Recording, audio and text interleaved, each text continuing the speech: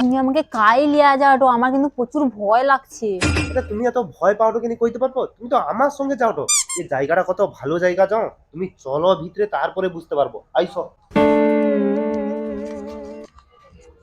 দাদা, তোমার সঙ্গে 1 মিনিট কথা বলতে পারি? হ্যাঁ দাদা বলুন। দাদা, এটা মৌসুমী তাসের ঘরের রিসোর্ট তো? হ্যাঁ দাদা ঠিক জায়গায় এসছো, কি বলে বলো। দাদা, তোমার এখানে রুম পাওয়া যাবে? দাদা রুম নেবেন না ট্রেন নেবেন? দাদা, রুমের মধ্যে কি ফ্যাসিলিটি আছে আর ট্রেন্ডের মধ্যে কি ফ্যাসিলিটি আছে? দাদা আমাদের রুম আর টেন্টের মধ্যে সকালবেলা গেস্ট আসার সঙ্গে সঙ্গে আমাদের ওয়েলকাম ড্রিঙ্কস দেওয়া হয়। সকালে ব্রেকফাস্ট দেওয়া হয়, লুচি ঘুগনি, আলুর তরকারি, ডিম সিদ্ধ 1 পিস মিষ্টি।